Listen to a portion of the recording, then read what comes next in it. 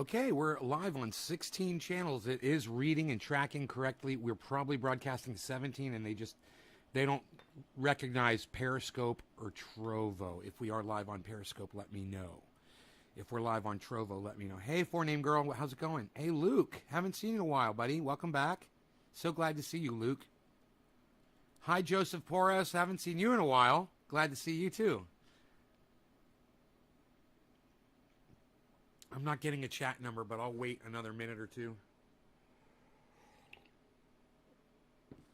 Sometimes my show explodes right at the beginning, and I like to see that if it's happening. Hippie Chick, hello. Good tweeting, Hippie Chick. Good retweeting. I saw you got Dr. Guy McPherson's name wrong. That's fine. He's not really that accessible on Twitter. He might be under the name Nature Bats Last or something. I don't know how to get him on Twitter, actually. He may have left it. But that response that guy gave you was funny, huh? And because you added me, I got to see the whole exchange. Hey, Joseph, I've been good, except I'm sick. Hey, Karen diagnosed me today. Karen, Dr. Karen McDonald. I got to tell you, I looked up, as soon as you said thrush, man, I didn't ignore you. I want you to know that. I listened to all of you guys. And I went right to Google and I searched up thrush, and sure enough, you get little sores inside your mouth, and it's painful, makes your throat sore. It's a fucking yeast infection in your mouth. It's basically bacteria fucking going crazy. So I remembered my flat earther friend Daniel, that you guys, he comes on the show every once in a while, argues with me. And he brought me and my ex-girlfriend at the time, Donna, he brought us a whole bottle of colloidal silver. Her and I were both sick. We had a flu, and it was a bad one. We had been sick for 2, maybe 3 days, and we were real sick. And he came over, and he's like, swish this around in your mouth twice a day with a teaspoon of water. He said, and you'll be better before you know it, man. You'll be right as rain. That was what he told me, because I remembered that was the line from Matrix. He says, you'll be right as rain, I promise. I was like, whatever, fucking flat earther, Daniel. You know the symptoms? Yeah, dry mouth. I got a sore on my tongue. I got a sore here in my lip on the inside. And I looked it up, and sure enough, man, it was like, yeah, these little white sores. It's probably thrush. It's probably nothing to worry about. But if you don't treat thrush and you don't get rid of it, it can lead to more damaging illnesses. So you want to deal with it when you get it. This is something I know nothing about because I've never had it before. And I'm not diagnosed, so I might not even have thrush. The thing is all of my symptoms say thrush, not COVID, even though today I was exhausted, guys. I went to sleep. I don't know what time it was. I was too tired to check the time. I was talking to Cyber Reload, one of my best friends in the whole world, on the Discord server. And I said, bro, I'd love to sit and talk to him all day. But I was like, hey, Kristen, saltwater rinse too? Okay. Did you go to the doctor? No. Not diagnosed. I haven't been to a doctor. I'm right, once in a blue moon. Well, this one really mattered, Karen, because what you told me was I probably had some kind of bacteria in my mouth. No matter what it is, it's a virus. I put my triage oil on it. That helped a little. But I got that colloidal silver, and I swished it for 5 minutes, just like Daniel said. And by the time I was done swishing, the pain in my mouth was fucking gone. It really did make the pain go away. You know, and that lasted for hours. Now I took a couple Advil, and I'll rinse again tonight with colloidal silver before I go to sleep. It's a 5-minute rinse. I'll take care of that.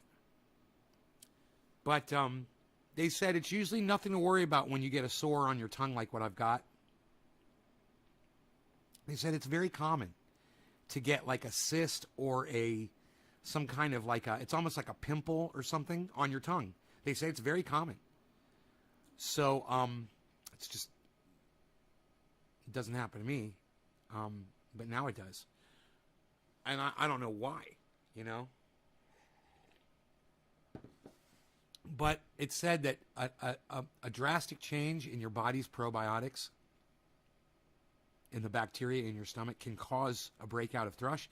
And I stopped taking my probiotic a few days ago. I started taking it again 2 days ago, but I was off it for a while.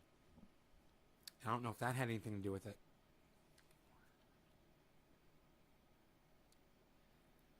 So, here I am to hang out with you guys and smoke with you guys and see how this makes me feel. So, how do I feel right now? There's slight pain in my mouth. It's not bad. My tongue is a little sore. The inside right here, my lip is a little sore. The back of my throat is just a little sore. Not so bad that I can't do a show. I took a shower. You know, this morning I woke up. I couldn't even get in the shower. I was sick, guys.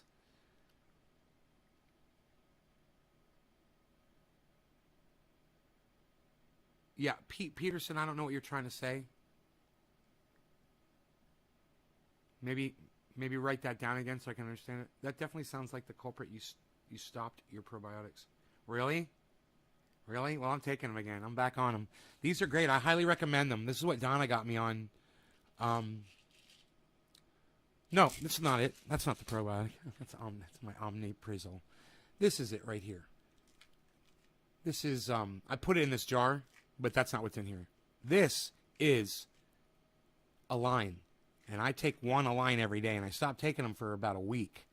I stopped taking all my medication just to see what would happen. And my blood pressure is fine, and my digestive system is a little different, not as good as it was before, but it's still okay. And the heartburn is almost gone, but I had some Mexican food the other night, and that triggered my heartburn. So, and it was really uncomfortable. I was having heartburn all day. I was eating fucking Pepsids and Tums, and I was like, fuck this shit. I'm going back on my Omniprazole E. Colloidal silver, yes. Joseph, a teaspoonful of colloidal silver followed by a teaspoonful of water swished in your mouth for 5 minutes twice a day.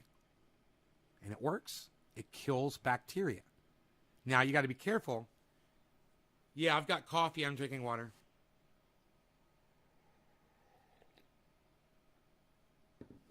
Pre and probiotic. Test myself. See if the good things are actually working. They typically are. Yeah, I mean, I had a little bit extra sugar last 2 days, too. I had a bad, a breakdown craving. And I ended up eating like four of those, whatever those candy bars are, They've got 4 grams of sugar each. So I had 16 grams of sugar. I was like, it's less than a soda. And then, boom, I started getting sick. My body hates sugar now. What can I say? And I'm getting fatter. I noticed some flab on me. I was like, oh, man. Because I've been sick for the last 2 days, and I haven't been doing my exercises at all. It's nice to see you up and about. Thank you. Yeah, I've been in bed. I slept all afternoon, guys. That's what I did. I did go to the mail place. I had boxes, and I wanted to get them before it started getting really hot. And today it was 97 degrees outside, man, when I went down there. I left the dog in the house. I went out there. I got my mail. I got some groceries. I came back, and I went right to bed. Kind bars. Yeah, those Kind bars. 4 grams of sugar each. And I bought some real milk, which I haven't had in years and years and years. But, I'm not going to be having that almond water anymore. I fucking hate it. So I just bought some milk. I'm like, there's no sugar in milk,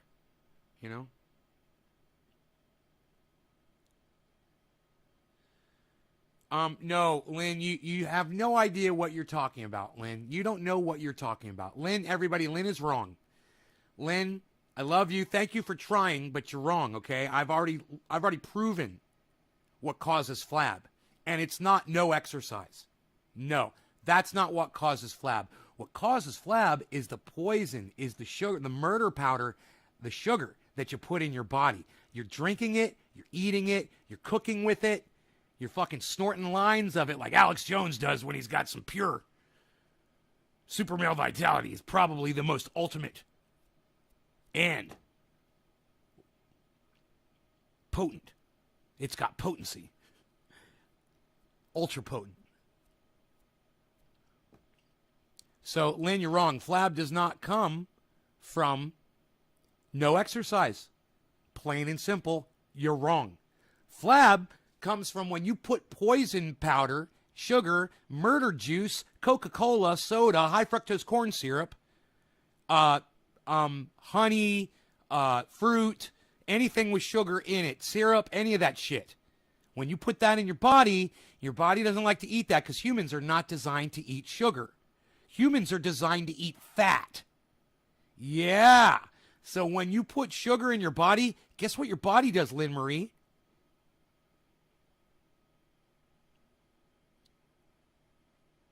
I know, I just said that. It's not just your belly, Lynn. It's not just your belly.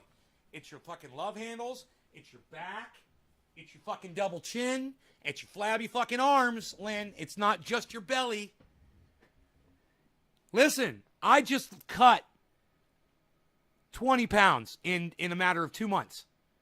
So it wasn't that I stepped up my exercise, because I didn't. In fact, I do less exercise now. That's a fact. Hey, man, I used to hike with Rogan twice a day, every day. We would do that hike. Lots of exercise. That was more than a month ago. When I started cutting sugar, I realized I don't need to fucking hike anymore. I could just let him out. Amy Christopher raised his hand. Yes, Amy. I know. There's a lot of people that are watching this show right now that are offended that I'm telling them that sugar causes flab. Hey, if you're literally going to leave my show because you're offended that I told you the truth about sugar causing flab, you're going to die of a heart attack. You're going to keep eating sugar. You're going to keep putting on the flab, and you're going to go work out all day. You're going to walk, and you're going to exercise. You're going to walk the dog. You're going to do all these exercise, and the flab's never going to go away because you're going to keep putting sugar in your body. I went through this for years, 53 fucking years. I'm telling you, folks, it ain't the exercise. It's the fucking murder powder. Anyone got anything to say? I'm literally giving you information that will save your lives. Do you guys have anything to say back to me, like conversation? You know, if Ron Placone was talking to his audience right now, it'd be going, there'd be all these people talking about it. You know, if Graham Elwood would be, there'd be a whole bunch of people, even if there's like 50 people in there, it'd be going crazy because they engage with them. It's great. You guys got nothing to say to me about this? Caleb says, I'm probably the skinniest motherfucker you'll ever meet and eat all the sugar in the world. Right, Caleb. And guess what? You'll be dead in a few years, too, because you're clogging up your arteries, smartass. Ha, ha, ha. Yeah, it's real funny to laugh at the fact that you're poisoning yourself, and you have no idea that you're doing it to yourself, bro. That's real funny, Caleb. Enjoy, man. It's going to suck for you. You're going to need insulin, bro. You're going to have to give yourself shots. You're going to become a diabetic, and then all of a sudden, you're going to start getting really fat, bro. You're going to have no regimen and no diet, and you're going to fucking die. So, you know, laugh all you want, buddy. This is not a laughing matter. People that put sugar in their bodies literally want to die. You already know. I told you. Here it is. You're going to kill yourself if you eat sugar. You're going to die. You're going to die a lot younger, and you're going to die in a lot more pain. And let me tell you something. Since I stopped eating sugar, I've never felt better. Now, granted, this little viral infection I got, it sucks. But you know what? Here I am. I got a fucking viral infection. It's affecting my lymph. It was infecting my lymph node. It's not so bad now. And here I am doing a live stream. Why? Because I don't eat fucking murder powder. At least you're living a happy life. Hey, Caleb, I bet I'm living a happier life. You know what? Sugar makes you depressed, bro. Let me tell you. You think you're happy when you're eating that sugar. What happens when you're done eating it, Caleb? Oh, you go right to sleep. You know why? Because you want to avoid that sugar depression that you get. But go ahead and keep lying to yourself, bro. Yeah, you're happy. You're real happy killing yourself with something you shouldn't even be putting in your body. You know, and, you know, you sound like an anti-masker, too. Hey, I'm not going to wear a mask, but at least I'm free. Please. I have to be careful with that kind of language on here.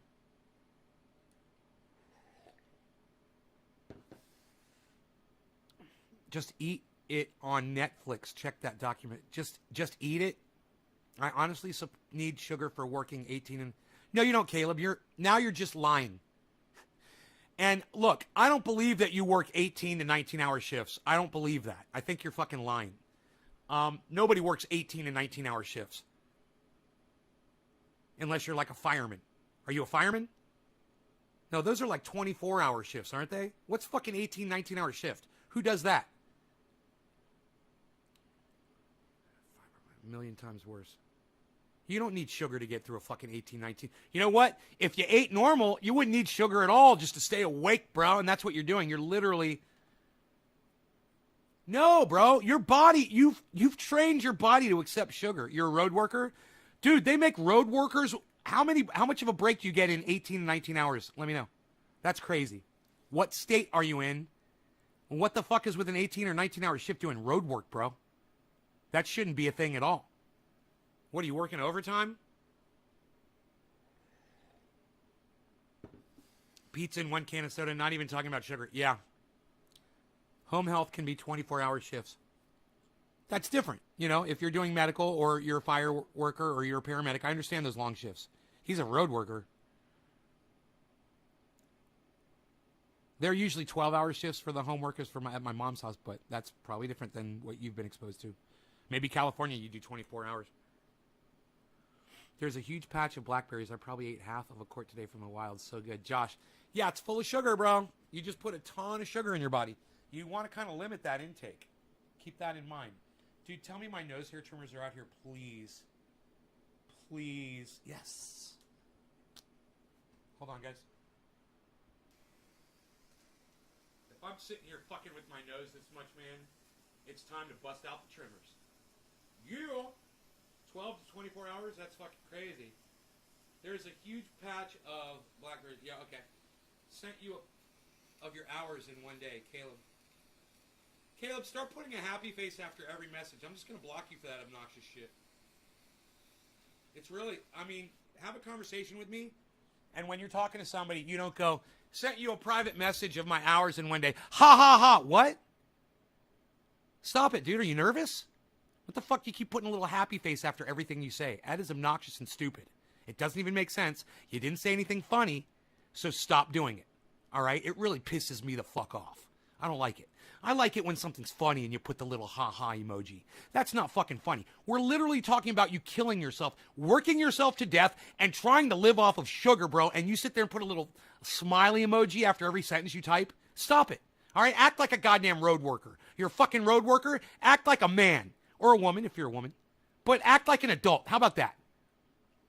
You know? Act like a fucking adult. No, you don't get to tell me to chill, Caleb. You know? Take it back or I'm going to block you. You don't get to tell me to chill. This is my show, and I do what the fuck I want. And if I want to call your mom a cunt and tell you to go fuck yourself, well, goddamn it, Caleb, that's what I'm going to fucking do. Get used to authority. I've got it over you right now. All right? If you don't like it, you're fucking gone. I'm not freaking out. This is my fucking show, and this is how I talk to fucking idiots that poison themselves with sugar and think that working a fucking 18-hour, 19-hour shift is fucking funny. Yeah, get out of here, Caleb. Bye. Yeah, block yourself, dude. Go block yourself so I don't have to fucking add another stupid fucking name to my fucking block list. Makes it so much easier to unblock the people that are worth having back on my show.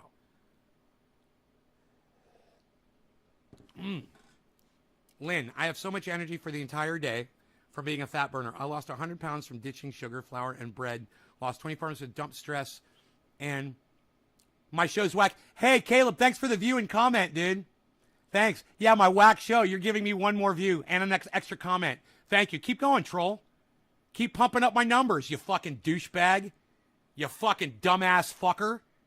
I'd call you a dumbass fucking road laborer, but I've actually got a lot of friends that do that kind of work, and they're way better than you'll ever fucking be. Ha ha ha! Ha ha ha! Your mom's a cunt. Ha ha ha! You're killing yourself with sugar. Ha ha ha! Ha ha ha! Keep doing it, buddy. Thank you. Thank you. And as soon as one of my fucking members in here gets sick of your ass, you're fucking gone. But until then, thank you for the view and comment. I just got to turn on my AC. I'm going to get a little hot here with the coffee drinking.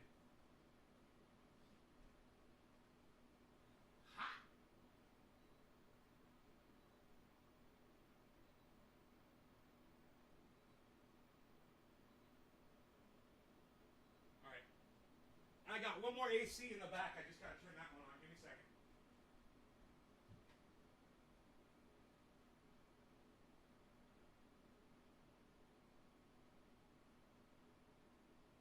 Okay.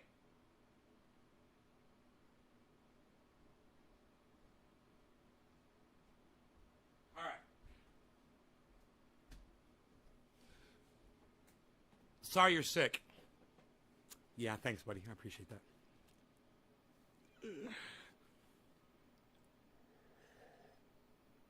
Sugar is man. And if you want to live, Caleb needs to go. He said all those. Sorry you're sick. No, he doesn't need to go. I can argue with people and not block them. It's okay. I walked it off. I'm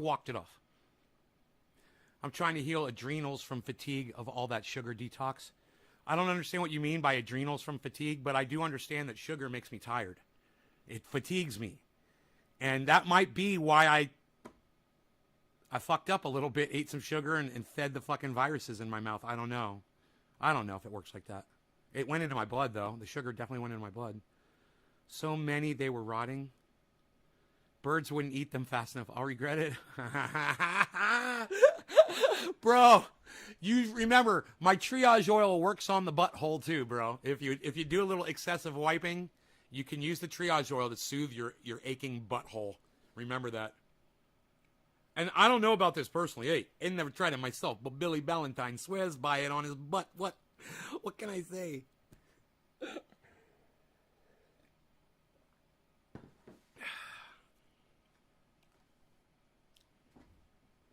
Ask Google about adrenal fatigue. Lynn, I asked you. You don't want to have a conversation with me, Lynn? You don't want to talk to me? You want to make me jump through hoops? This is a perfect opportunity for you and I to have a discussion, and you can teach me. Right? Why would I Google it if you can just tell me? Okay, adrenals control everything. Hormones and regulation. Okay, I'm with you. I don't even know what adrenals are. I mean, I think I've heard the word. I mean, it's adrenaline, right? It's like a reference to adrenaline. Adrenal glands. Does that release adrenaline? I don't know, but I'm about ready to dab. Now, I dabbed myself out on the earlier show today. I wanted to hang out more with Cyber, but I was fucking exhausted. Is it bold? We're going to do a dab to start off. Ooh, but first we're going to move this explosive lighter out of the way of my torch. Okay. Let's do this, guys. I don't believe you usually. I'll believe you this time, Lynn, I promise. I'll believe you.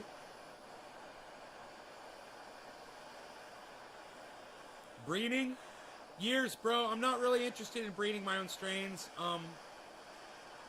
It's too time consuming, man. And if I didn't have time, if I had a lot of time, I'd totally get into it because it's fun. But I got 2 grows going. I do 3 shows a day. I've got a dog. And just those things alone keep me fucking pretty busy. And I got to shop, and I got to clean, and I got baths to take, and showers, and clothes to wash, and dishes to do, and I live by myself, man, you know? I don't have a lot of time. Cheers, guys. All right, Lynn, well, let me know.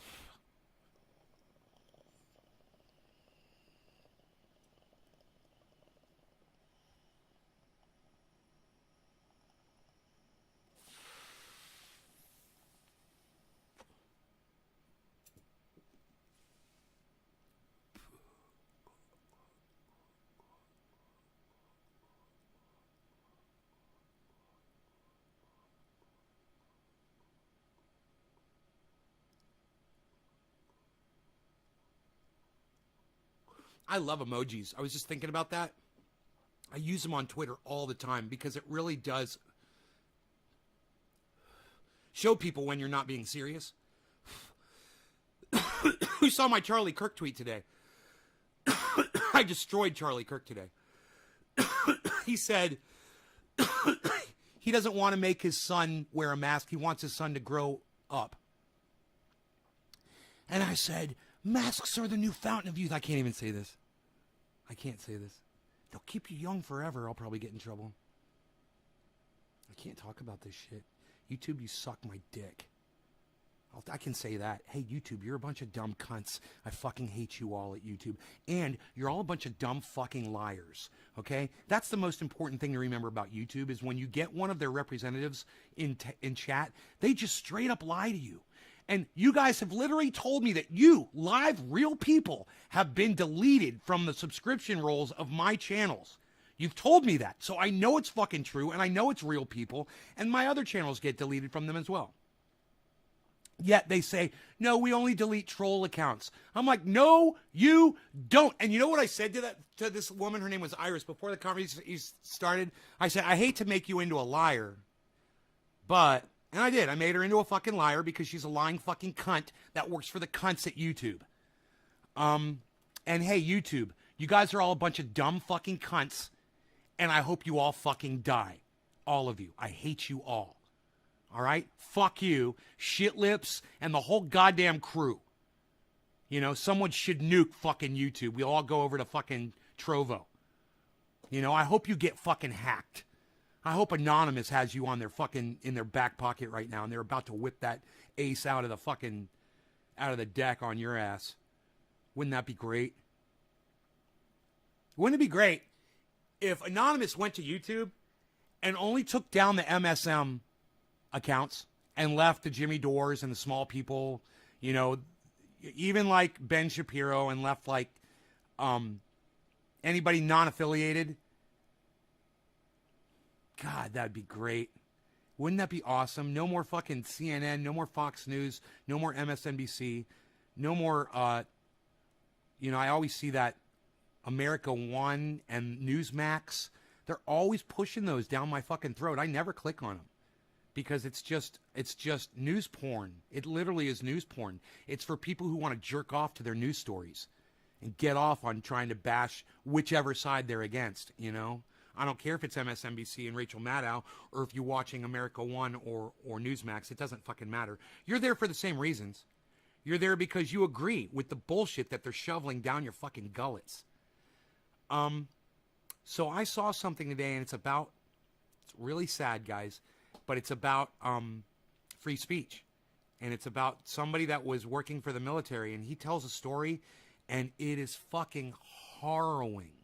And if you guys follow Richie Medhurst, and I know, here, you guys, give me 1 second here. I know that Richard Medhurst, 1 second, guys, I'm right here, I'm not going anywhere. I know that Richard Medhurst has ignored me, doesn't talk to me, and you guys might take that personally, but I tell you, like I always tell you guys, subscribe to his channel and listen to him.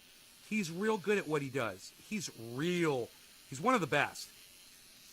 And he does reporting, he does honest reporting, and you might not agree with some of the things he says, but you might not agree with some of the things that I say either, you know?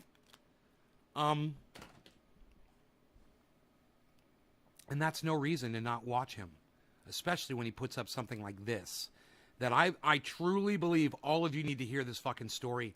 And if you are an American flag waving citizen, if you love the United States military, you need to watch this fucking show. What I'm gonna tell you right now, because I'm gonna bring it to you from Richard Medhurst. Okay, we're gonna speed it up because it's long, man. It's long, but I'll get right to where he starts reading the guy's letter. Okay, let me give you the background. This guy worked for the federal government. Right? He sat in a air-conditioned office, and he directed drones. He tracked people's cell phones, gave the information over to his. Hey DJ, how about I just block you from my live stream since you say who cares? That's kind of rude. Hey everybody, I'm gonna block this DJ guy. Right? DJ, should I block you from my live stream since you don't like it here? Since you're going to say something obnoxious and stupid like that, like who cares? I love your anonymous in the background. Just thank you, Lynn. They're trying to get their lost market share back. Lynn Marie. Lynn Marie, thank you for talking to me. Trendy Nick. Oh, Nick, I've had to sub to your YouTube channel 3 times, and you're a real person. You're not a troll. Well, they wouldn't think you're a troll, would they? And unsubscribe you because you've been accused of being a troll on YouTube? I don't know. Maybe that's what they do. YouTube shouldn't remove anyone without request, says Josh. Thank you, Josh. Trendy Nick says, fuck DJ. Huh. DJ, I'm just going to block you because Nick said fuck you. All right? DJ's blocked, Nick, for you. You know, if somebody comes to my show, every fucking opportunity that they can, they go into the Discord server and they spend as much time in there as he does, showing real life shit, driving his truck around and at home and hanging out and doing all the shit that he does. They're basically royalty on my live stream, and retweeting and messaging the tweets and liking the tweets like he does. He's fucking royalty up in this bitch. If he says if someone's got to go, they got to go. You don't troll YouTube? Well, there you go. You don't troll YouTube and they fucking blocked you 3 times. But according to them, Nick, that's never happened. So between me and you, hey, Nick, I bet you'd sign an affidavit swearing in a court of law under the penalty of perjury with a huge fine and possible short jail time. Yeah, right, B? Thank you. Yes, B, yes. Daniel Hale, that's who we're going to be talking about.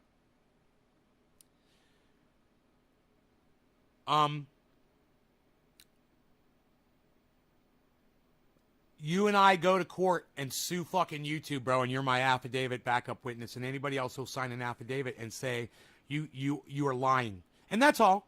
Hey, I just want them called out for the lie that they say when they say we just unsubscribe old channels or, channels that are disconnected or troll channels, fake channels, they like to say. Yeah, that's all we disconnect. No, you're lying, and you're fucking liars, and I want you outed. I want YouTube publicly outed for this fact that they fucking lie. That's it. I just want everyone to know that they're fucking lying to our faces. They are literally doing what they're saying they're not doing. And that Nick is a witness. Is there anyone else in this live chat who's ever been unsubscribed by YouTube to any of my YouTube channels? And you showed up, you were like, man, whatever happened to that dude? And you had to find my channel and you weren't subscribed to it anymore. Anybody, let me know. I'm not going to ask you to sign an affidavit. I'm just kind of wondering if there's, a few of you. All right, we are going to history here and going to Richard Medhurst. Oh, yeah, it's my channel on Discord is Nays Garden or Nays Garden #1766. You guys, this is really tough. All right. So Daniel Hale, I mean, this is really heartbreaking. Once again, you have someone who is sacrificing their life, being persecuted, thrown in jail, to do what? To bring forward the truth, right? Just as we were talking now, this is not something everyone knew. I mean, it's very easy to take some of the knowledge we have now for granted. But at the time, you could say things, but it was hard to prove it precisely because they were not telling the truth about the drone program. The Obama administration, I mean, dude, even the stuff we know is not the full truth. You understand? This goes very deep. So they were lying about the scope of the drone program. They were lying about the number of casualties, about who the casualties are. It's a rabbit hole of atrocities, as I say. And it's just one part of the war on terror, one part of the military-industrial complex. Okay, now this is a 32-minute video. We're going to go super fast until he gets to the letter that this guy wrote the judge before he got sentenced. Okay? Because of this letter, the judge showed some leniency on the sentencing. He still went to prison. But he didn't go to prison for as long, and it's because of this letter. And you guys have got to fucking hear this shit. Richie is going to read the whole fucking letter. And the U.S. empire's crimes. And so, we owe a huge debt of gratitude to Daniel Hale. I agree. This is, again, someone of immense bravery, immense courage. I agree. Who has really, just like Julian Assange. Given their life, because look at the decades of persecution that these people go through, whether it's Assange or Chelsea Manning. They throw their lives away. Think about that. Or in this case, Daniel Hale. So this is very, very... You ever think about that? These guys wanted you to know the truth, and they're literally sitting in prison, and they knew this could happen to them. But they thought they'd get more support, I'm sure, because they deserve it. Drone strike pilots use Xbox controllers because they're already used to it from gaming. No, Josh, I've never heard that before. Is that true? Or is that like a rumor? 18-year-old kids playing real-life Call of Duty. Right, Josh? Right? Important what he did, right? And right here on the program, we've covered this before. We talked about how, these drone papers that were published in The Intercept. We've fucking nose hair trimmer ain't cutting it. Pun intended. Oh, yeah! My nose hair trimmer ain't cutting it. Covered them here on the channel. That was just shit. a part of it. This is thanks to Daniel, right? Well, it's widely assumed that it's thanks to him, right? It's not 100% confirmed, but it's widely assumed that it's thanks to him. According to what I understood, and, these crimes, they're so bad, they're so evil. When you say them, people don't want to believe you, and it's because of people like Daniel, because of people like Assange, Snowden, Chelsea Manning, that we have proof. We can actually show, look, this is what's happening because of these so-called, nation building projects. These we're going to bring democracy. No, it's all false. Look, this is the truth, right? It's thanks to these people. They're really, society owes a huge debt of gratitude to them, truly. So, just to give you a brief recap, just to give you some more information about what happened with Daniel. So, he served from, I think, 2009 to 2013 in the Air Force. He was an intelligence analyst, did some work with the NSA, and I think Intercept published the first drone papers in 2015. So he doesn't get indicted for his unauthorized disclosures, as they call them, until 2019, right? So this is Soul of the City. This is only Hey, 2 Shelley. years ago. And as I mentioned earlier, it's the same time Assange is indicted. Well, the superseding indictment at least comes out. Lynn Marie just said, on YouTube, watching you with 12 others right now on my big screen, but never get notified even though I'm subscribed. I get Facebook notifications all the time, never YouTube. Lynn, I've got 24 Nays Garden channels on YouTube. What I want you to do is I want you to go to YouTube, and I want you to find every single one of my Nays Garden channels, and it's easy. Because all you got to do is go to one of them, and all of them are recommended channels on the front page of each one. And as you go to each other channel, you'll find more and more and more channels, and you'll flip, and you'll be like, holy shit, he's got a lot of fucking channels. Subscribe and sign up for notifications on all 24, 25, however many channels I have on YouTube. Do that, and you will I get 4 notifications when I go live, and I could show you my cell phone right now and prove it to you. But that's all you got to do. It'll take you 2 seconds to do all that. So, because Stella Morris, I'll just show you very, very quickly. Actually, this is Stella Morris who pointed this out earlier, because I was live tweeting about Daniel's case, and she brought this excellent point up, right? So I'll read it to you over here if you'll just allow me a moment to bring this up. Yes. So you can see here, Stella Morris, Assange's partner and fiancée, she says, interesting, Hale was indicted the same month as Julian Assange's superseding indictment, which caused profound unease and controversy in the Department of Justice. Assange and Daniel Hale have the same prosecutor, Gordon Kromberg, right? So you guys might remember his name. He came up a lot when we were talking about when we were covering the Assange trial right here on this channel, right? So he's a villainous character, he really is. And in any case, he, as I was saying, Daniel, he doesn't get indicted for a while until 2019. And then they charge him on 4 counts under the Espionage Act and 1 count under theft of government property, if my memory serves me well, and he took a plea deal, right? I just seen them all. He pled guilty in March of this year, in March 20. You guys can all do that. You guys can sign up for it, then turn your notifications on your smartphone. Now, I got to tell you guys a little point before we get into this, because it's long, but the United States military uses people's cell phones in other countries to drone strike them. So we should start a hashtag that says #burner phone, something like that. Hashtag buy a burner. To protect people. There's innocent people getting murdered all around the world with these drone strikes, guys, right? They're tracking them on their cell phones, and they don't know how many people are with them when they've got that cell phone signal acquired. They don't know how many people. He's going to tell a fucking story that you guys aren't going to fucking believe it. It's a nightmare fucking story. And now I want you to also imagine this. Imagine the United States was behind in technology compared to the Arab states. Do you think those Arab states would be flying drones over us and killing us if they had the ability? Does that make it right for us to do it to them? Fuck no.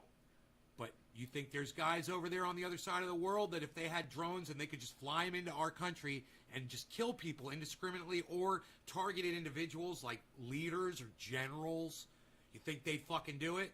Yeah, you goddamn right they would. But we're human beings and we're fucking sick, man. This is what sick people fucking do. You're about to hear this fucking story, and I'm telling you guys, it's going to rip your fucking heart out. Saul, have you ever considered that you had so many different accounts throughout the years that someone may think they used to be sub to you even though it was just a different account? Soul of the City. Yeah, that's why I broadcast to 6 of those channels. I try to, at least. I don't know how many. I think I'm broadcasting to 5 right now, and I need to add another one. I try to broadcast to the channels with the most amount of subscribers. So my channel has 25,666 or whatever subscribers. But I'm also broadcasting to a channel that's got 2,000 subscribers, another one with like 1,700 subscribers, another one with like 1,300 subscribers, another one with like 1,000 subscribers. And I think I'm broadcasting to one with like just a few, just like 40 subscribers or something like that. I do what I can, bro. But Soul of the City, when you got just one channel and the channel gets a strike, what are you to do when you broadcast 3 times a day? And how is your audience supposed to find you 3 times a day when you're literally saving people's lives when you go live? What are you supposed to do, Soul? What do you recommend? Why don't you give me some advice? Because I'm telling you right now, I need some, man. I'd appreciate it if you've got any. You know? So, let me have it. 21 to one count under the Espionage Act, and, you know, usually it's 10 years for each count, which is why when we talk about Assange, who's, like, charged with 17 counts, you know, plus another one, conspiracy to commit computer intrusion, is 175 years, right? So they don't even need to get you on all the counts to ruin your life. You can get you on one or two, and this is, you know, this is why we were afraid that Daniel might be sent to jail for 10 years, right? But now it's 3 years and 9 months, it's 45 months, and even, like I said, that's 45 months too much. The guy, okay, he's been persecuted. He made great points there. Now, to save time, we're going straight to the letter, okay? I'm going to skip ahead.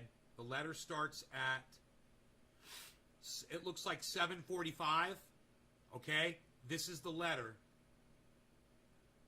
And it's fucking harrowing, guys. Ever seeing them. Now you push a button thousands of miles away, since it's all done by remote control. There's no remorse without ever seeing them. He says we now kill people without ever seeing them. Let me slow it down. He says we now kill people. We now kill people without ever seeing them. With the technology. That stream this morning of you in the band days was badass. Totally didn't know it was you for like 2 minutes. Crazy. People. I blocked forename guy. Hey Greasy, what's up, buddy? I blocked forename guy for literally saying he thought that was my cousin. Now, because I was right there playing a left-handed guitar, you know? Right next to a guy who's playing a right-handed guitar, and he couldn't even figure that shit out. Without ever seeing them. And he knows I just lost all now this weight. You push a We've been button talking about it on thousands of miles away, since it's all done by remote control. There's no remorse. And then we come home in triumph. That's a quote from U.S. Navy Admiral LaRocque, if I'm reading it correctly. Okay, he's speaking to a reporter in 1995. Now I'm going to read you what Daniel wrote. Daniel Hale. He was writing to the judge. Okay? So he says, Dear Judge O'Grady, it is not a secret that I struggle to live with depression and post-traumatic stress disorder. Both stem from my childhood experience growing up in a rural mountain community and were compounded by exposure to combat during military service. Can you imagine this? The guy's already grown up in an unstable environment and decides to go into the military, and then it just compounds his PTSD, right? He probably was undiagnosed before the military, I would think, right? Oh, yeah, come on and join the military. Come experience war. You know, young PTSD survivor. Yeah, come to war. Launch a platform for your shit. Do this on your own website. Because I do, so you can go to naysgarden.com and go watch the show live right now. I'm broadcasting to naysgarden.com. Naysgarden.com, bro. Just like the name of the show on YouTube, Nays Garden. You have literally 13,000 subscribers in a diluted fashion. Marketing. 13,000?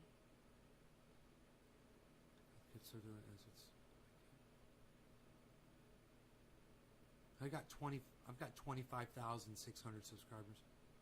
And I literally have an image that proves that I've had 50,000 subscribers and that YouTube has deleted half of my subscribers. I've got a picture from my stats. I can show it to you live right now. But let's talk about this. It's more important than me. Depression is a constant.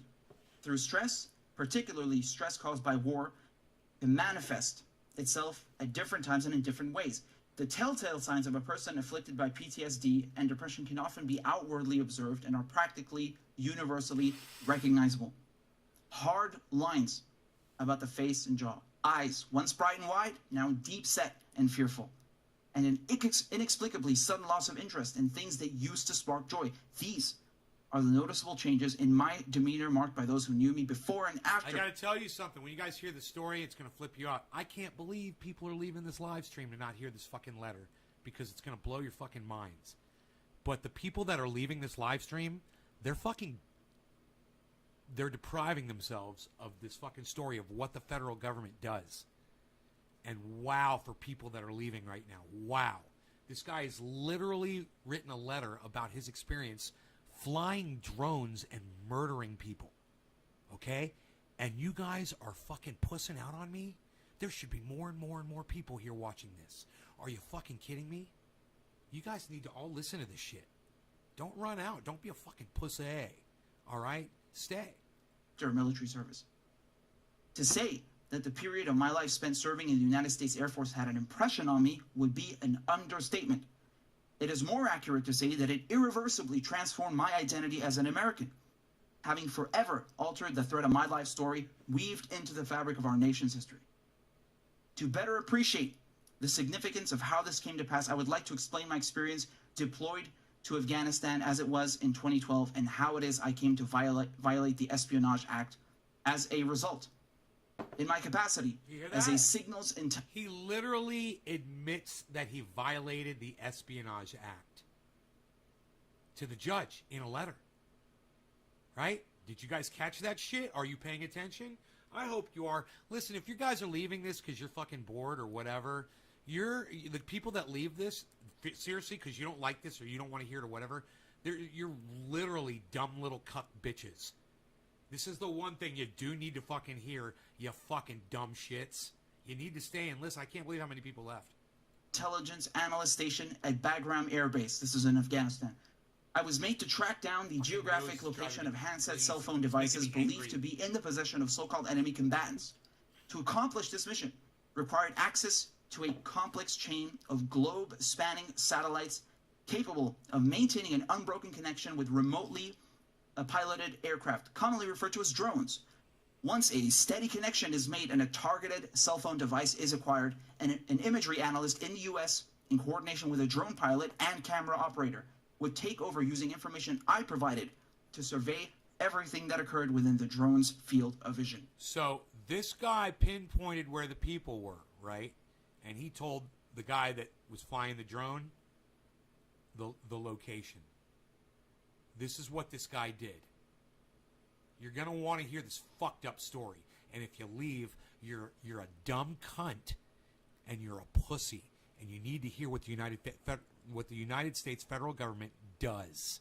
You need to fucking hear this shit. It's all a fucking joke to them, like it is to some of the people that are leaving this live stream. You don't give a fuck what the United States military is doing in other countries, do you?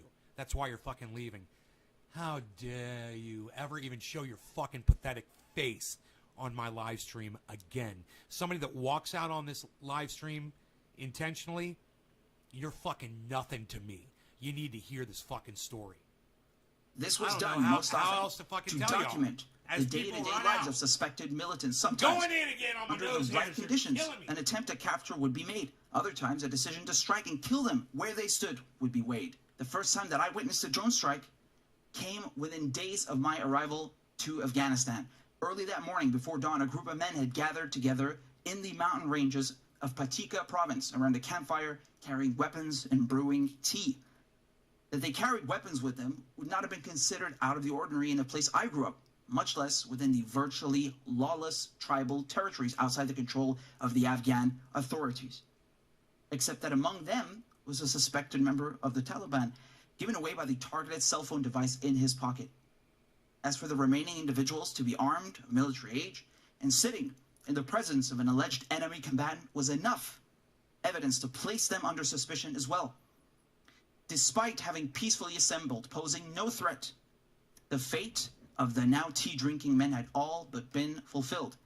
I could only look on as I sat by and watched through a computer monitor when a sudden, terrifying flurry of Hellfire missiles came crashing down, splattering purple-colored crystal guts on the side of the Morning Mountain. Just as a side note, just as a quick note, what he's saying is absolutely true about Afghanistan, right? There is absolutely nothing uncommon about, you know, I'm just gonna reread you what he said here, right? He says that they carried weapons with them would not have been considered out of the ordinary in the place I grew up, much less within the virtually lawless tribal territories outside the control of the Afghan authorities. I know that because I've seen that myself, been there.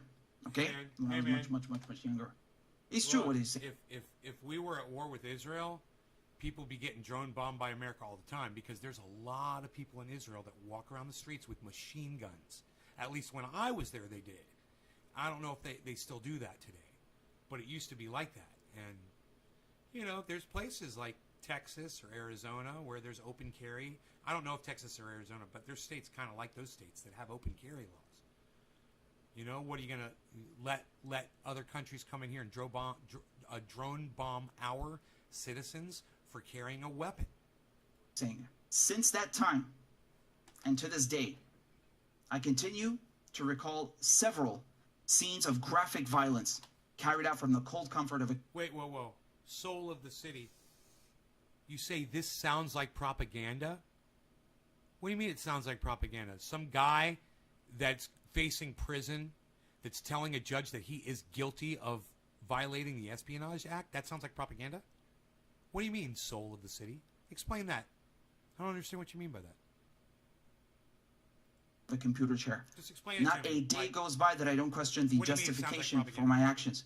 By the rules of engagement, I mean, this guy's personal testimony to what he experienced in his life sounds like propaganda? Is that what you're saying?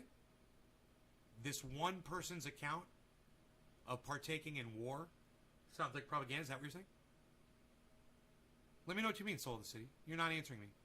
it may have been permissible for me to have helped to kill those men, whose language I did not speak, customs I did not understand, and crimes I could not identify in the gruesome manner that I did. Soul of the city, you're an idiot. Watch them die. But how could it be considered What the heck, honorable of me to self-protection continuously from have death laid is in different wait for the next than reward opportunity for to profit. kill unsuspecting persons who more often than not are... Self-protection from death is different than war for profit. How do we know to trust this one guy's half-assed account? Soul of the city, listen to what I just told you. I'm going to say it one more time. This is a guy admitting to violating one of the most serious crimes against the United States. Espionage. Do you understand that? He's admitting to espionage. You think he's fucking lying to the judge? Mr. Anonymous Soul of the City. Hey, I tell you what, Soul of the City. I tell you what, you fucking little troll bitch ass. Why don't you come back when you get an identity and you can put your face on the internet? Alright? Enjoy my fucking block list, you fucking dumb cunt. Wow, yeah, this really sounds like propaganda to me. Why? Because the guy telling you the story kind of looks like he's Arabic? Huh. He's Syrian. are posing no danger to me or any other person Cheers, guys. at the time. Never mind honorable, how could it be that any thinking person continued to believe that it was necessary for the protection of the USA to be in Afghanistan and killing people, not one of whom's present was responsible for the September 11th attacks on our nation? Notwithstanding, in 2012, a full year after the demise of Osama bin Laden in Pakistan, I was part of killing misguided young men who were but mere children on the day of 9/11. Nevertheless, in spite of my better instincts, I continued to follow orders and obey my command for fear of repercussion, yet all the while becoming increasingly aware that the war had very little to do with preventing terror from coming into the United States and a lot more to do with protecting the profits of weapons manufacturers and so-called defense contractors. The evidence of this fact was laid bare all around me in the longest or most technologically advanced war in American history. Contract mercenaries outnumbered uniform-wearing soldiers 2-1 and earned as much as 10 times their salary. The evidence of this fact was laid bare all around me in the longest or most technologically advanced war in American history. Contract mercenaries outnumbered uniform-wearing soldiers 2-1. Mercenaries outnumbered uniform-wearing soldiers 2-1. Contract mercenaries outnumbered uniform-wearing soldiers 2-1. Contract mercenaries outnumbered uniform-wearing soldiers 2-1. Contract mercenaries outnumbered uniform-wearing soldiers 2-1. You understand that? So when Joe Biden says he's bringing the troops back, he's just bringing the troops back, but he's leaving 2/3 of his fucking military there that gets paid 10 times as much as the soldiers do. That don't give a fuck because they're mercenaries. They're not United States soldiers. They're contract killers. These are the people that are working for Joe Biden right now. And he's left 2/3 of these people over there. This is all a sham, and you guys are being fucking lied to. You need to listen to what this guy is saying. This is the most truth you're going to hear all fucking day. I guarantee it. Anybody wants to come in here and accuse this guy of writing a letter of propaganda is a moron. You're just an idiot. It doesn't even qualify as, when you understand it's just somebody talking about what he's gone through. Where do you guys hear this fucking story? Where do you guys hear the fucking story? What happened, okay? Listen to what fucking happened. And then shoot your little cunt off, all right, motherfucker? And earned as much as 10 times their salary. SRC, what's up, son? Soldiers. Well, these guys, there's mercenaries, there's soldiers, and then there's these guys that work in air-conditioned offices that fly drones, locate people with their cell phone signal, and kill them from the air. He's going to explain this, guys. It's disgusting. It's fucking disgusting. You're going to want to fucking hear this story. This is your United States federal government at work, guys. And again, just a quick side. Wait till you fucking hear this story. No, once again, absolutely true. What did we tell you? What did I tell you about the withdrawal, the so-called withdrawal from Afghanistan? The only people withdrawing are the ones in uniform. And as Daniel correctly points out here, the mercenaries, the so-called contractors, far outnumber the conventional armed forces, the people in uniform. Do you understand? And he correctly points out, too, they earn much more because it's a racket. That's what it is. It's a scam.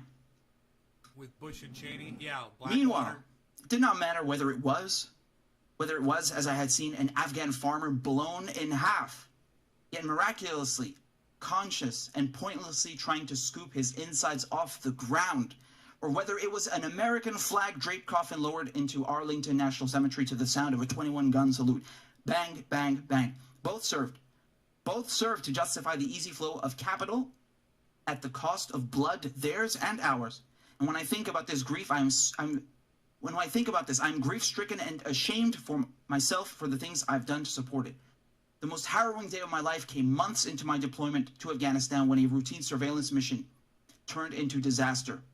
For weeks, we had been tracking the movements of a ring of car bomb manufacturers living around Jalalabad. Car bombs directed at U.S. bases had become an increasingly frequent and deadly problem that summer, so much effort was put into stopping them. It was a windy and clouded afternoon when one of the suspects had been discovered headed eastbound, driving at a high rate of speed. This alarmed my superiors, who believed he might be attempting to escape across the border into Pakistan. A drone strike was our only chance, and already it had began lining up to take the shot. But the less advanced Predator drone found it difficult to see through clouds and compete against strong headwinds. The single payload MQ-1 failed to connect with its target, instead missing by a few meters. The vehicle, damaged but still drivable, continued on ahead after narrowly avoiding destruction. Now imagine this. A few meters away from a car that's speeding down a highway all by itself takes a hit from a fucking Hellfire missile. Imagine you're in that car. Imagine you're the person driving that car. And you're not even surprised because this is what America is doing to you and your people. They're literally drone bombing you. And so you're in this car and you're driving. Eventually, once the concern of another incoming missile subsided, the driver stopped, got out of the car, and checked himself as though he could not believe he was still alive. Out of the passenger side came a woman wearing an unmistakable burqa. As astounding as it was to have just learned there had been a woman, possibly his wife, there with the man we intended to kill moments ago, I did not have the chance to see what happened next before the drone diverted its camera when she began frantically to pull out something from the back of the car. A couple of days. See, so this guy literally is recalling what he saw, and he's also recalling the fact that he didn't know what fucking happened at this point. Right? Now listen to this shit. This is where it gets super fucked up. Not that it's already not fucked up. Passed before I finally learned from a briefing by my commanding officer about what took place. There indeed had been the suspect's wife with him in the car, and in the back were their two young daughters, aged 5 and 3. A cadre 5 and 3 years old were in that car, and we're shooting fucking Hellfire missiles at it. 2 little girls, 5 years old and 3 years old. Are they guilty of anything? Is this how you're supposed to do justice to people? by shooting rockets at them when they're with their families? Do you want to know why he was speeding down the road? So they could avoid getting shot by a fucking Hellfire missile, man. They're fucking expecting that shit. This is the United States government, guys. This is fucking Joe Biden. This is the cuck bitch Donald Trump. I believe this happened when Donald Trump was president. You never heard about this shit, did you? Of Afghan soldiers were sent to investigate where the car had stopped the following day. It was there they found them placed in the dumpster nearby. The eldest was found dead due to unspecified wounds caused by shrapnel that pierced her body. Her younger sister was alive, but... Nice, huh? We killed a little baby. We killed a little girl with our tax dollars, with my money and your money. And every time you pay taxes in the United States anywhere, your money is going to kill little girls with Hellfire missiles. People that we don't want to fucking deal with or look at. So we're just going to fucking shoot missiles at them. Joe Biden, Donald Trump, these are your leaders. Barack Obama, he dropped a lot of drones, didn't he? What a douchebag. I hope they all fucking drop dead. Fuck them all, man. I'm so sick of our leaders. They're not our leaders, man. They're not my fucking leaders. Fuck these people. I can't go through life any longer like a fucking sheep ignoring this shit. This is what I pay money for. This is why I have to do my taxes every year. So that they can drop Hellfire missiles on 3- and 5-year-old girls and their mother. Unacceptable, man. It's fucking unacceptable. And you should all be fucking disgusted. Severely dehydrated. As my commanding officer relayed this information to us, she seemed to express disgust, not for the fact that we had errantly fired on a man and his family, having killed one of his daughters, but for the suspected bomb maker having ordered his wife to dump the bodies of their daughters in the trash so that the two of them could more quickly escape across the border. Oh, so that they could live. They did what they had to do so they could live. They had to hide the bodies of their girls. The one girl was alive, left alive, I believe, and survived, I believe. They knew they were going to have problems if they tried to cross the border with them. And, you know, the body of their daughter. You think they wanted to leave the body of their daughter in a dumpster? You think that's what these people wanted to do?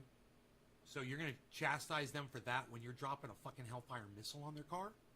You fucking dumb cunt. United States fucking military, federal fucking United States government, commanded by fucking dumb cunts. I mean, all of you should realize what's going on. All of you should be following Richard Medhurst. All of you should be following Jackson Hinkle. And you know, Jackson's coming back on Wednesday, guys.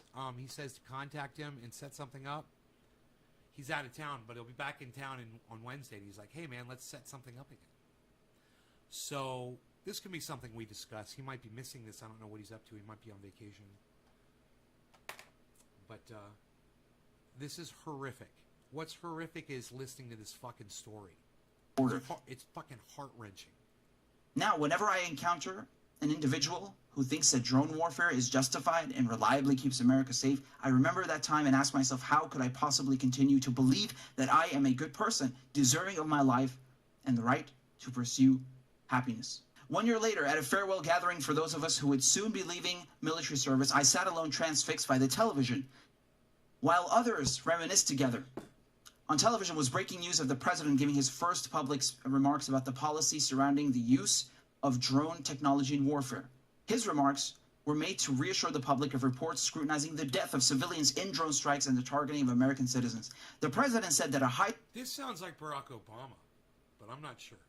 ...standard of quote-unquote near certainty needed to be met in order to ensure that no civilians were present.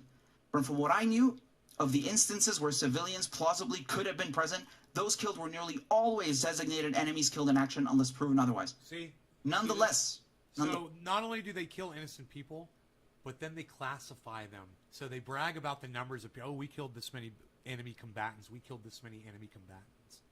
They're not enemy combatants. They're innocent people.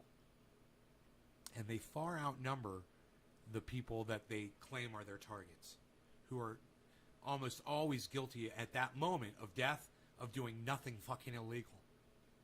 They don't get due process, man. They don't get a judge and a jury. And their families sometimes don't get a chance to survive. We are a sick, sick country. And let me tell you something. If those guys had this technology, we'd be the ones getting drone bombed. Don't you think for 1 second they got a way to fucking kill us, they'd fucking kill us. That's not the point, and it don't make it right for us to do it to them. We could be setting a good example. Instead of dropping fucking drones on them, we could be dropping care packages and offering peace. And saying, hey, man, maybe one day we'll be able to work shit out. Here's some fucking food and supplies that you guys need, since we've been sanctioning you and not letting you have food and supplies and medicine for years because we're the United States. And that's the best way we bully other countries, is so that they don't get the supplies that they need. We're fucking monsters, man. And you know who that hurts the most? Are the people that are the poorest, that rely on those supplies.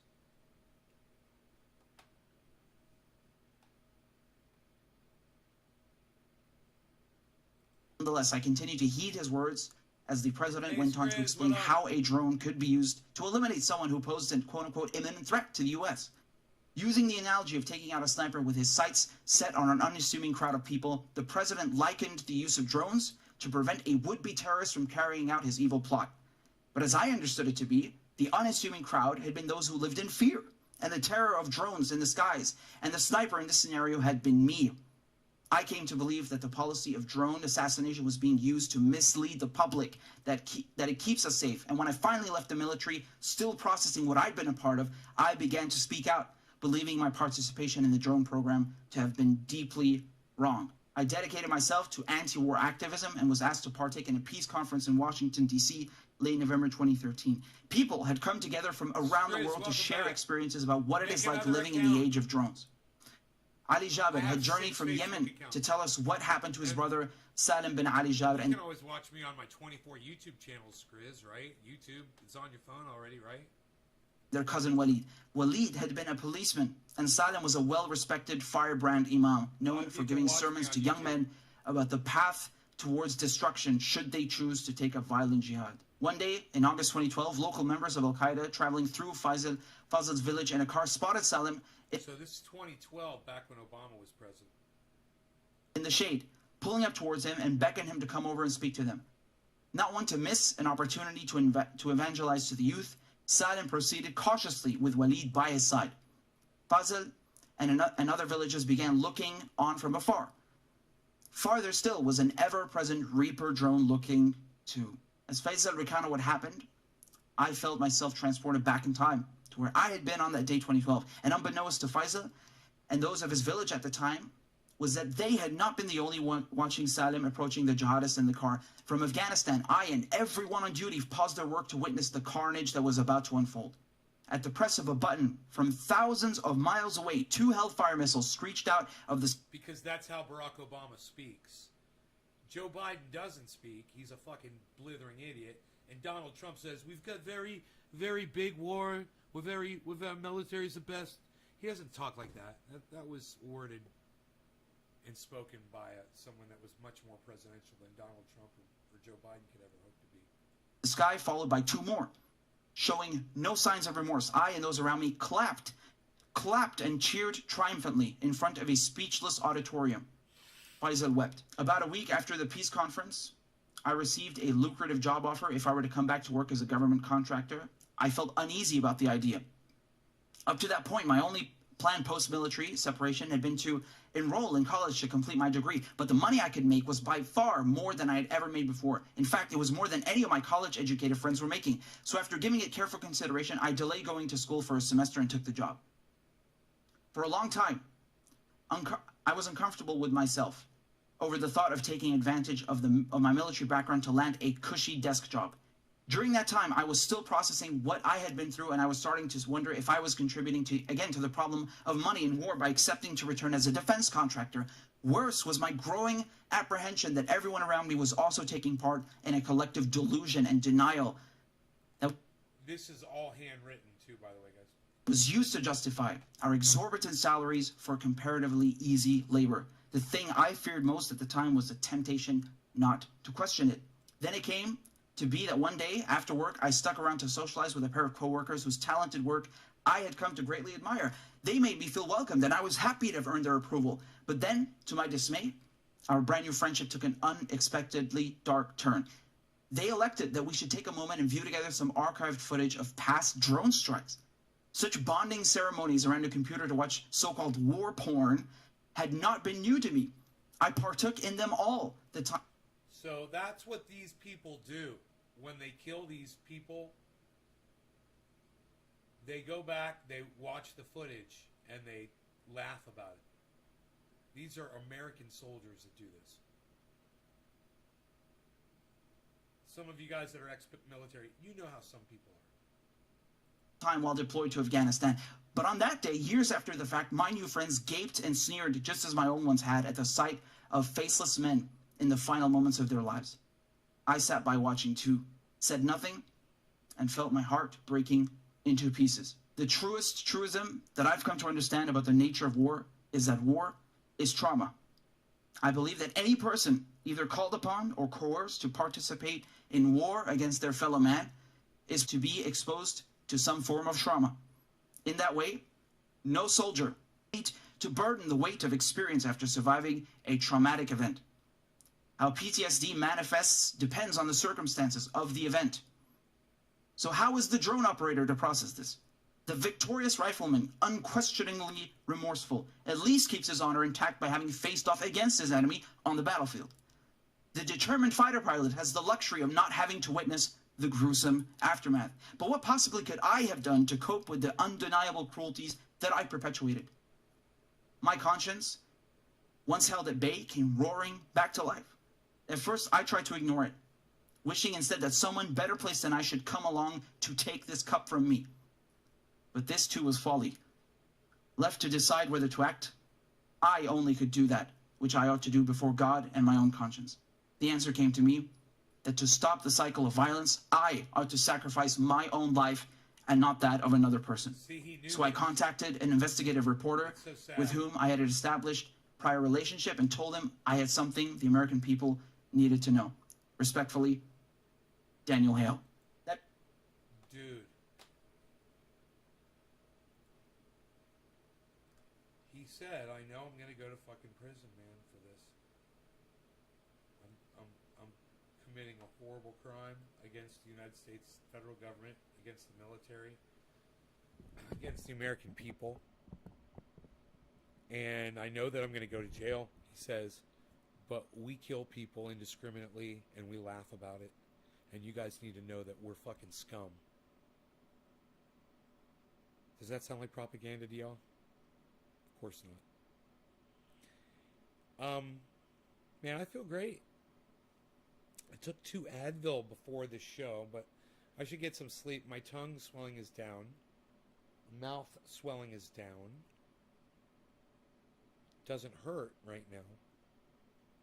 I think I'll rinse with colloidal silver again and spit it out, for 5 minutes before I go to sleep tonight. Seems to work. It said you've got to kill the bacteria that are in your mouth. And, I'm not too crazy about killing the bacteria that are in my stomach, but I'm going to take some more probiotics tomorrow. So I'll get on that. So nice to have the big channel back, guys. Yeah? Are we good? Are we live? I dropped 317 frames. That's no big deal, huh?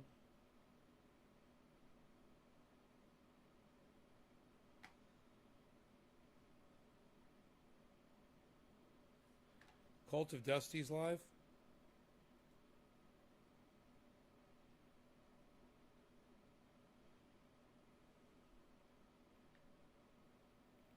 Why doesn't it show your live show, dude? This is so stupid, man. You don't put that shit at the top?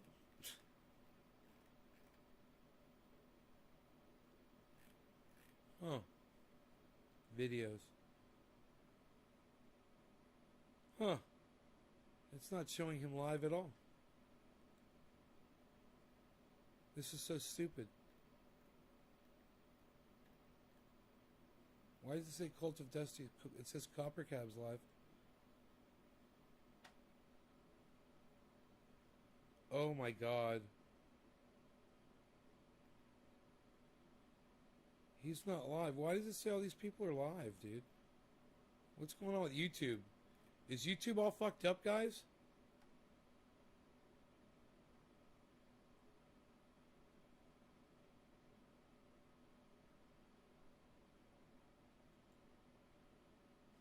Fucking YouTube.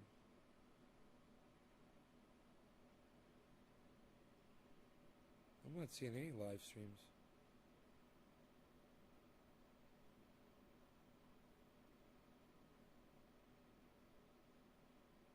I can still see it.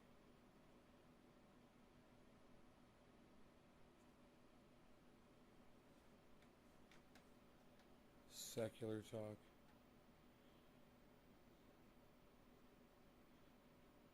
NVIDIA's face generator. AI. 6 days ago.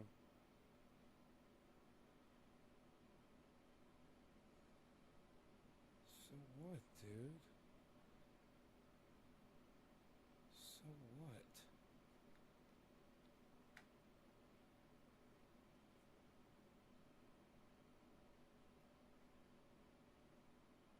Huh. YouTube good? You're live on Facebook? Yeah, I'm fucking high, though. And YouTube's fucking with me. It says I'm live. I see that. Man sued over bad online review. What? Dude, will this guy let me show you guys this? This is, Steve Leto. It's STEVE-LEHTO. He's got 216,000 subscribers. I don't know if he'd let me play this for you, but I want to watch this so bad. I've watched this guy. He's pretty good. He's a lawyer, I believe. Man sued over online review. Man, I want to hear that so bad. Let me see if I can watch any of this. Leto's Law. Here's Steve Leto. Had a few people send me this crazy story out of Texas. Texas man sued after leaving negative company review and then loses everything. KXAN published it along with KLBK and KAMC. And a Lubbock man from Lubbock, Texas, decided to put a negative review of an Irish company up on the internet. And once the company read it, they decided to take legal action. So this is what happened to me, man. This is what happened to me. But I think I was getting sued anyway. But they told me part of the suit was I had to remove this content. That I said I couldn't. They won't let me. The place I posted it wouldn't let me take it down. It was fucking hilarious. So it's still up on the internet, I'm sure. So he said, never did I think I could be personally held accountable for a review of a business. Wow. In 2015, he hired the company to help grow his online business. And there's companies out there that do this. They right. Rob Mulligan used to do that. Contact us. He wants to help you with your online presence. Yeah. And I know because I get those emails all day long. So in 2015, he hired them. After working with them, he says he discovered that they'd made a mistake or errors that would cost him $8,000. So after failing to deal with the issue privately, he decided to post a negative review of the company online. I just say, hey, as a customer, here's what I experienced with this, he said. For a lot of people, $8,000 would sink them as it did with this business. Hey, Ice, what's up, buddy? That's fucking hilarious. What a funny story, man. So that guy has interesting stories. Check him out on YouTube.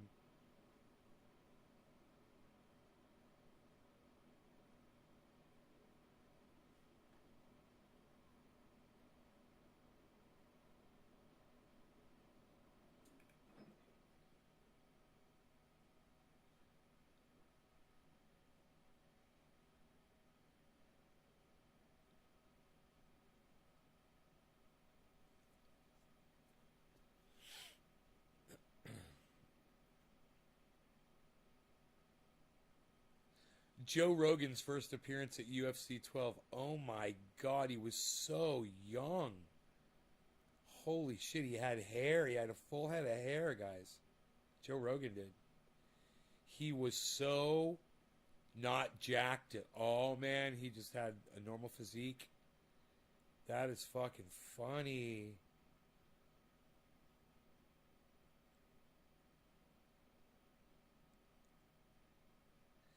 Dude, sound guy with Kevin James on YouTube's fucking hilarious. He does this fucking bit where he acts alongside other established scenes from movies, and he just pastes himself in there. And it's really realistic, dude. It is like he's right there. I don't know how he does the shit. It's green screen, I guess. But, or some sort of a, software, you know. He goes in there and he's like, hey, can I just get a sound check? And, you know, the actor's acting and saying shit. Oh my god, it's good. It's funny. Kevin James. It's pretty funny. Kevin James channel. You know, King of Queens, guys.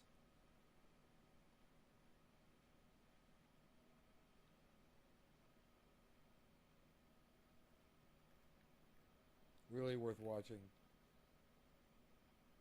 I think I'm going to subscribe to his channel. Yeah, I'm going to subscribe. His shit is fucking fun.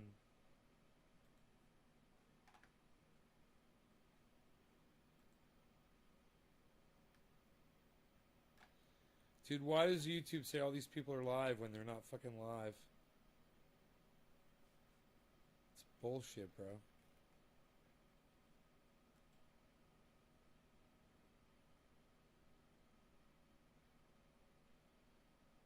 "32 minutes ago." Stop saying he's live if he's not fucking live, motherfucker. God damn it. Listen, guys, I'm going to go. I love you guys. Thanks for watching so much. I'll see you in the morning, okay? You guys take care. I'm exhausted. I'm sick. Sorry.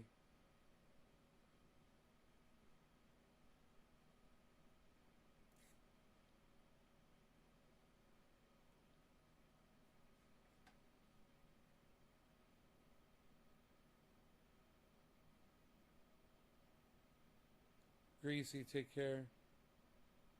Love you guys. Alright. Bye, guys.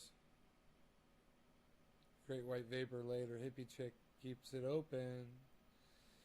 Hippie chick tries to type out keep it open. I like that. Hashtag keep it open.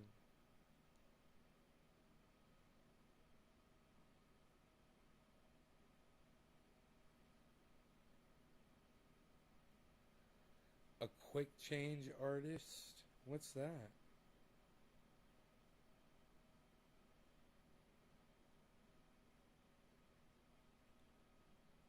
I am legend, sound guy. That would be funny. Will Smith got mad at me. Kevin James. It's only 1 minute and 43 seconds. You guys have to watch those. Fucking hilarious.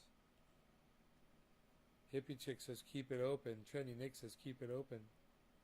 I like that. I like to see it.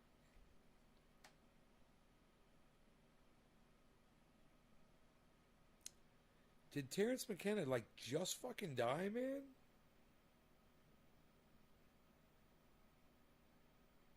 I wonder how he died. Huh.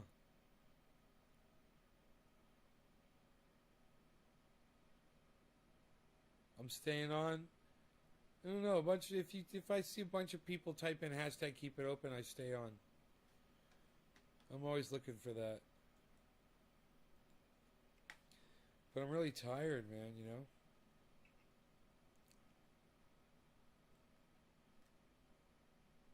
Spot a quick changer. They're very similar to short changers. They start off the same way. They buy something very inexpensive, usually something that's $1 and some change with a very large bill. So in this case, he's buying Hubba Bubba bubblegum. It's $1.09, and he's going to pay with a 50. So that right there should be the first red flag. Huh. How's he going to make more than that back? I wonder what he does. I wonder what the scam is. Greasy says hashtag keep it open. Jackie says hashtag keep it open. Hippie chick says keep it open, and she does it right with the capital K, capital I, capital O.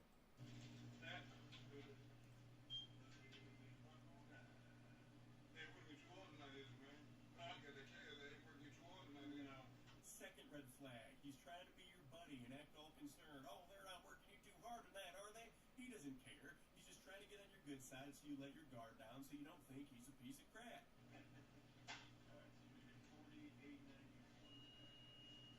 Notice I just told him what he's getting back, $48.91, so he has no reason to be confused when I hand him the bills.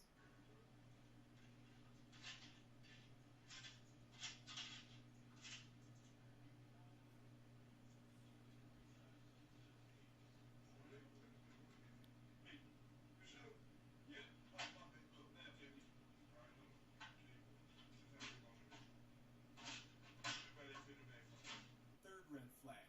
He now wants the bill he just paid with back because, he didn't realize that he paid with a 50, even though 5 seconds earlier I told him how much change he was getting back and he didn't question it then. So normally what you do here is you just shut it down. You say, sorry, can't do that. You're out of luck. But I know what's going down, so I'm going to entertain him a little bit here.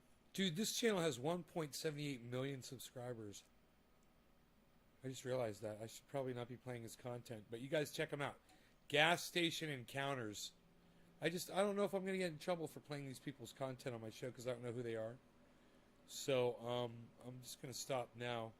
But you guys can check that stuff out. I really like all the Keep It Opens, guys. Thank you. I would have left sooner.